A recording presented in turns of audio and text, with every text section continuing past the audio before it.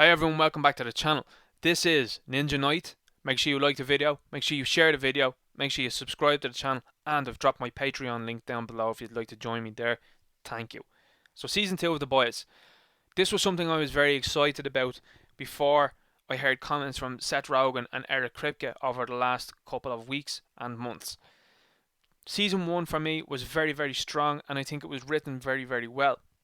However, season 2, I don't know what's happened with this season. They did recently say that they were dabbling into the world of trying to make it relatable to what's happening at the time. This was the wrong opportunity, I think, to try and put real life politics and real life goings on into a TV show. And I think it fails miserably, and it shows what happens when you allow that sort of stuff to come into a TV show and poison it. Season 1 for me was an absolute masterpiece. I loved every single episode. I thought the characters were excellently written, and I thought it was very consistent. Season 2 isn't so much. Season 2, when it starts off in episode 1, I said to myself, absolutely brilliant. We're getting to see Black Noir, which is a character that I wanted to see in season 1 far more than we did. We start off the episode with Black Noir, and he kills Nakeeb and the rest of the people in the compound.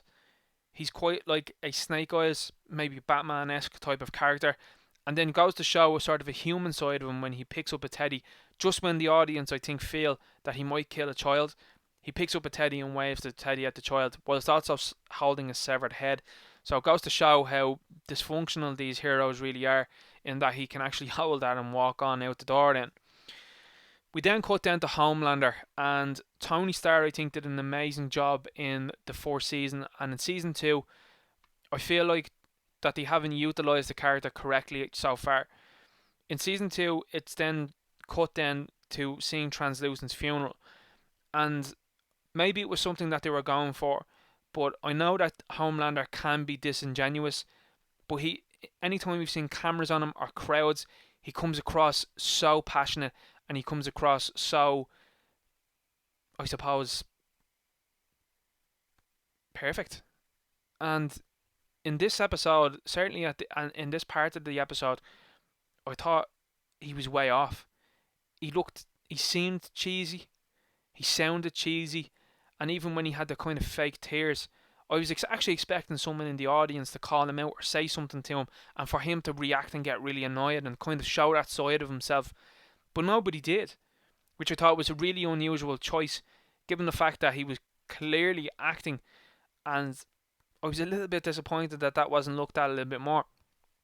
We cut down to a bar, and we see then the Deep. So the Deep is now full on into a drinking problem, and is still reminiscing about the fact that he was in the Seven and now a friend of his is now dead. The Deep goes through a very strange process within these couple of episodes, and what's highlighted as well too is a person that has absolutely annoyed the general population gets to be the voice of the guilds of the Deep, and that's Patton Oswalt. He's an absolute creep of an individual, and it doesn't really surprise me, given the fact that Seth Rogen is involved in this, that he's actually given Patton Oswalt a job out of that one. So that was disappointing in itself. But even that character trait as well with the Deep is a very strange one, to just start all of a sudden have his guilds talk to him. I know he was given some stuff that makes him think that way, but even in that in itself, they're really trying to make the Deep as effeminate as they can, and I would have liked to see him have a rebound returning arc and maybe be a problem for the Seven in the season 2, that he's been shunted and he is trying so much, but he just comes up and he just looks like an absolute clown in this second season, unfortunately, yet again. And I thought that that was a character specifically in season 1 that he dealt with very well, and I liked the inner politics of him doing what he did and then being booted from the Seven. I thought that was absolutely fantastic, but I want to see more with him. What happens next? It just, for him, his story for me is very boring. So Homelander at the funeral is then claiming that the El Scorpion cartel are the ones who killed Translucent. So it's a quite of a strange idea, rather than put the finger on the boys and say, well, it was them, and really go after them as a manhunt. They decided to now just limit what Billy Butcher did to killing Stillwell. So that's an interesting plan from them. We see Ashley then is rehired by Edgar to succeed Stillwell, and Homelander makes it very clear to her that he's the one that picks and chooses how things go, and that he recommended her because he said that she's weak and that he can basically do what he wants and that she's going to just answer to it.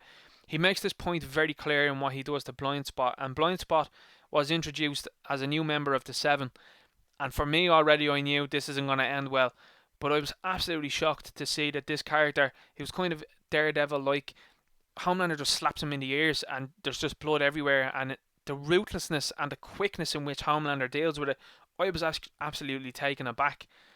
Unfortunately, Homelander then doesn't become so ruthless then later on in this episode, and certainly in the next two episodes, which is a very bizarre situation given the fact that Homelander has no morals and he has no ambiguity. He is just a bad dude, and sometimes he does try to do good, but it seems very inconsistent in that he would do something like that to Blind Spot and then other characters are able to eyeball him and things like that, and he doesn't really do anything about it. It's a very strange, he's very strangely written in this second season in my opinion.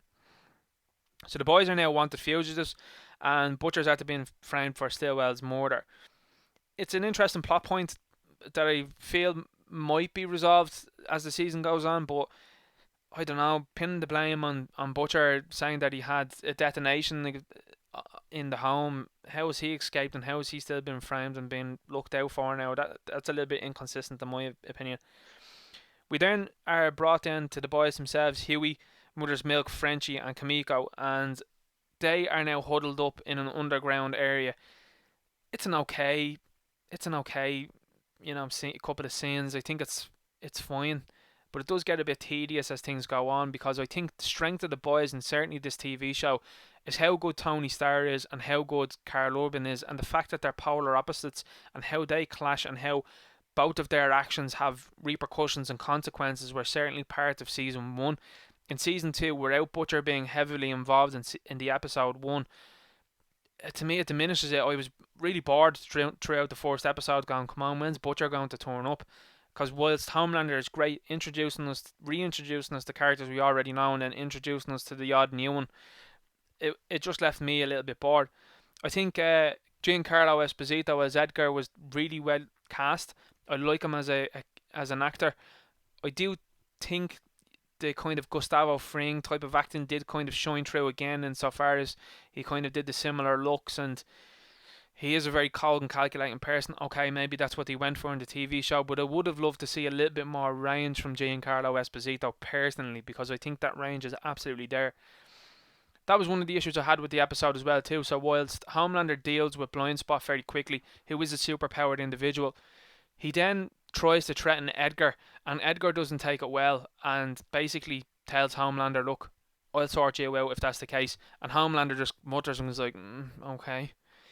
To me, that was a very strange decision, because Homelander, like I said, in season 1 he's absolutely ruthless, and in season 2 episode 1 he shows how ruthless he is almost immediately. So it's kind of a strange thing to see him be sort of passive towards Edgar. Maybe there's an ulterior motive, maybe there's an end game for Homelander, but to me I thought it was very, very odd considering what he's like. Then we see Huey and the rest of the boys are having a really tough time. We see Mother's Milk is quite angry, I suppose, having to leave his family and have to go into hiding now with the rest of these guys. And they're just after coming off the death of Raynor. So Raynor is a character that was in season 1 and was a close contact with Billy Butcher. She is explaining to them what's happening, and her head just explodes, and the boys scream. Jack Quaid is quite like Shia LaBeouf in Transformers 2. They get into a van and go away and kind of clean themselves up, and they're like, well, what was that all about? And that's kind of left in that sort of vein. They don't know who done it, and I suppose as the season goes on we will get to see who was involved with that one. Frenchie then kind of double crosses Huey, which is an interesting thing to happen, in that they're all saying that they need Butcher back to sort this out. Huey disagrees with this, and I suppose because he's been brought into so much due to Butcher, he doesn't want to see the Butcher again. So to his surprise then, when Butcher is called, Butcher then arrives later on in the episode, and I'll talk about that in a moment. We then see Huey and Starlight are now starting to work together, and they decide to extort a VOT test subject named Gekko. So Gekko is a character that has a really unique power insofar as he can have pieces cut off him and they regrow. Very interesting. Could have been very interesting to join the boys, but they kind of leave him as a sort of informant and a guy that's going to be on the inside. Okay, we'll see how that character goes then. He steals a sample of the Compound V, and then we see A-Train. A-Train kind of has caught on to what's going on with Starlight. Specifically at the end of season 1, we know that A-Train knows what's happening. But what's unusual as well too, he's also very inconsistently written in this season. Starlight says to him that he shouldn't be worrying about whatever she has, which is the Compound V. And A-Train says, well, look, I know you were working with the boys. And she just says, well, I know you killed Popclaw. And A-Train's like, okay. And that's it. I mean, A-Train is a super fast individual. He should have absolutely no qualms with wiping the floor with Starlight. So I'm not sure why he's decided to now have that held over him when a national manhunt is going on for the boys. I think the killing of Popclaw is going to be a far less serious crime in comparison to what has been alleged against Butcher and the boys. So it's a strange plot thread in my opinion, and I think again it's sort of within this fourth season, or the second season, sorry, is the inconsistency between characters in the fourth season and the second season, that they were ruthless in season 1 with many things, and in season 2 they seem to just go, okay, just to help the writing along. Queen Maeve is another character that I think in this series and this season definitely should have been looked at more, which I'm going to go into now in a moment. But at the end, we see that Homelander's failing to intimidate Edgar, and then we see that the Deep is after having an incident at Sandusky Water Park. So Deep is literally gone off the deep end, and he's drinking and he's upset, and he's rescued then by an individual called Eagle the Archer, and it's actually quite nice to see a wholesome hero. Eagle the Archer comes quite wholesome, and he wants to rehabilitate and help out the Deep, and we see the Deep then join the Church of the Collective so he can rejoin the Seven. This is an interesting plot thread, but Patton Oswalt voicing the Guilds, I didn't like it. I'm not a big fan of him. End of the episode, which was the best part of the episode for me, was Butcher coming back. Diabolical. I'm loving it. This episode, I think, with the interactions, as you can see, how charismatic and how good the chemistry is between Karl Urban and the rest of the actors and the boys themselves. The chemistry is there, and it's palpable when he is in the room. Beforehand, when they were interacting with each other, it was very boring stuff in my opinion. I know that they are trying to get it off the ground, and so far as saying, well, look, this is where we're all at and we can't rejoin just yet. But to give Karl Urban very little time, I thought it was a very unusual idea. In my opinion, the show is Karl Urban and Tony Stark. I think they are the two main characters, which is why I've put up this poster specifically. And I think without the two of them consistently in the episode and consistently throughout each and every scene, it's very difficult then to sort of, I suppose, gravitate towards this season. Episode 2, we see that Butcher arranges a deal with Mallory, and he tries to capture a superpower terrorist in exchange for Mallory finding Becca's location. So this is an interesting situation, and Mallory is a character that we've seen in the fourth season, very well acted, and I thought it was really, really good to see Billy Butcher and characters from season 1 start to come back again and start to weave this thread. So Butcher is now believed at the end of the season 1 to have seen Becca, to seeing the child, to see Homelander with him, and then flash bang, he's now transported hundreds of miles away and is now a wanted fugitive with no recollection of what actually happened. So this is an interesting plot thread that I suppose that they're going to go through within the season, but I would have liked to see Billy Butcher's reaction to Becca being alive, of course, and to see the kid and to what he would have said with Homelander. I think it was a little bit of a missed opportunity to explain what happened within this episode, but I do expect them to do it later on, and if they don't, that's really bad writing in my opinion. The Superpower Terrorist then is revealed to be Kimiko's younger brother Kenji, and the boys manage to subdue him. So he has sort of a telekinesis power, which is, for me, I thought was going to be really interesting going forward, in that they now have a soup with them. Well, two soups if you add Kimiko, aka the female, with them. And it's revealed then that they can speak to each other insofar as Kenji can verbally speak and she can hear, and she can use sign then to communicate with him. Kind of strange then that Frenchie hasn't devised a plan to communicate with her other than her writing down on a piece of card, which for me is another kind of strange plot thread. This episode obviously will focus on the fact that A-Train is now letting people know what's happening, insofar as he's letting Starlight know, and I've gone over that already in that I didn't really like that kind of plot thread with Starlight. She is working with Huey. A-Train knows this. A-Train's not really doing anything about it, which is a little bit disappointing, and I'm not sure where his character is at now. I think maybe at the end of season 1 possibly should have been killed, because I don't know where he goes from here, given the fact that he's basically kind of blackmailing without blackmailing and then being blackmailed himself. So for me, I don't know. I don't know he's going to do too much within this season. Homelander is now hanging around at Becca's house, and it shows kind of how distorted his view of things are, because he wants the child to become a soup like him, and he's absolutely determined that the child himself is actually a soup. Even goes so far as to throw the boy off the roof. It takes the boy to get really annoyed now to show the laser vision at Homelander, and Homelander's like, there it is. So there's a sense of pride.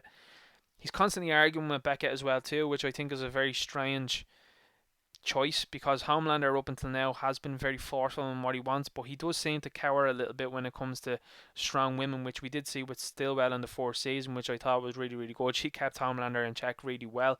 But then, obviously, at the end, Homelander was very unleashed, and I thought that was what we would see in season 2, that Homelander was going to be unleashed and that he was going to do his own thing and not going to be told what was what by anybody else, no matter who they were. I thought we were going to see full-on bad guy, but he seems to have reverted back into a persona of keeping things a little bit clean for himself. Very strange. Becca's revealed to be living in a gated community type compound, and she makes an urgent call then to Dr. Park and requests help. The Deep is then given hallucinogenic tea by Eagle, and he then this for me now is probably the worst part of the episode. His guild start talking to him, and it's the voice of Patton Oswalt, and it just took me out of the episode. I have to say, I was just like, what is this?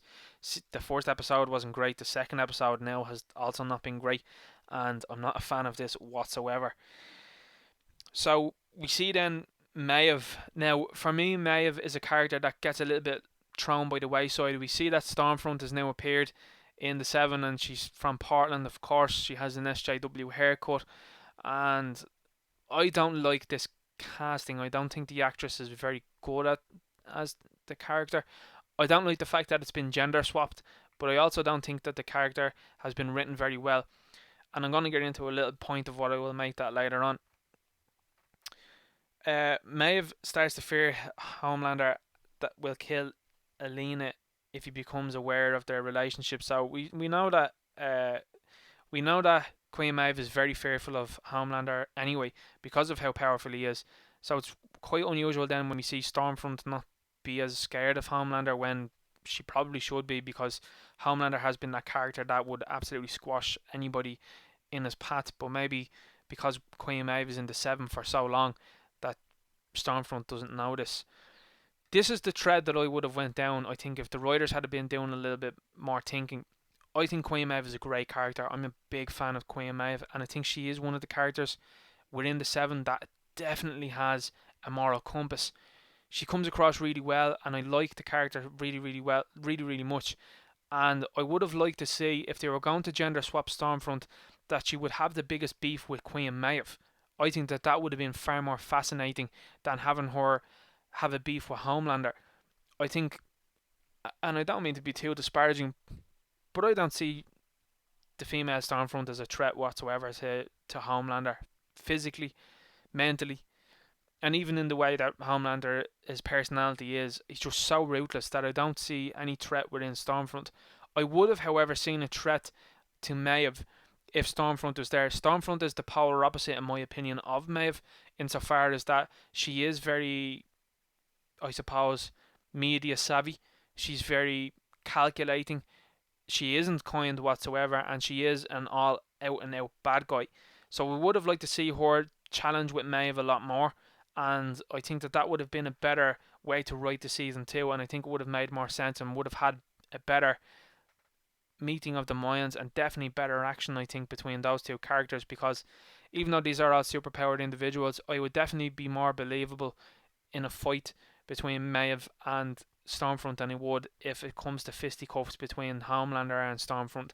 But they then tried to make a silly plot thread in the next episode, which I think, given it's 3 episodes in, I think it's very strange stuff in my opinion. So see, the episode 3, we see then Homelander pushes his son, his alleged son Ryan, into using his powers because he pushes him off a roof and then starts to get really agitated with him, with Becca coming out and screaming and Ryan's eyes light up with lasers. So Homelander is absolutely delighted by this and he's a big fan of this one. Interesting to see where that plot thread goes through. Maybe Homelander's going to have another character with him now to be a sort of sidekick.